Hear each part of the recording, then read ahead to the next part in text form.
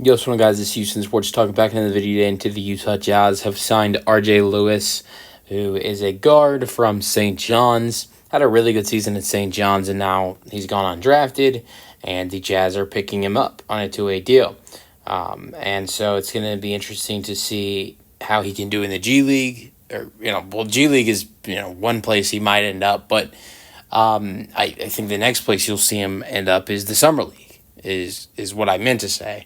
The Summer League is where you're going to see him play first, and if he can play well in the Summer League, then you go from Summer League to training camp and preseason, and if you play well enough, you might make the Jazz roster on a two-way spot, and I think that's the hope if you are R.J. Lewis. You're not going to make the Jazz roster. You're not going to get a standard contract. Maybe that is something you can earn down the road, as the season goes on.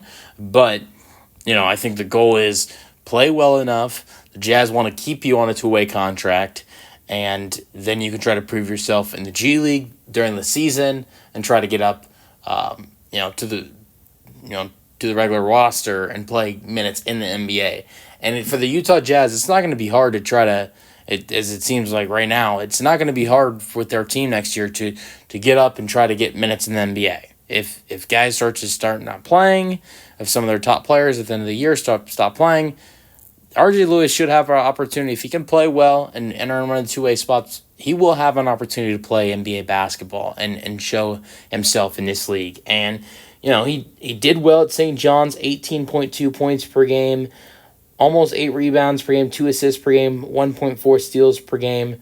Shot decent from 3, 34%, and just did really well. But the only problem for R.J. Lewis was this year, there were a couple problems, but one of the problems was not showing up in that final game. Really struggled in their loss against Arkansas, where you saw the two legendary head coaches go up against each other, and R.J. Lewis did not show up, and he found himself on the bench.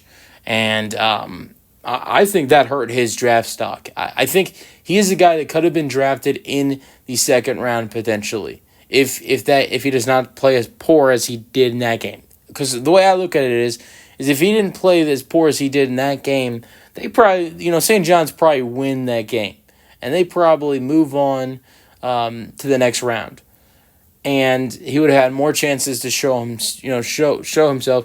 I think he probably would have been a second round pick if he would have had a better game, because he's got great size at the guard positions, good score. He's not too old.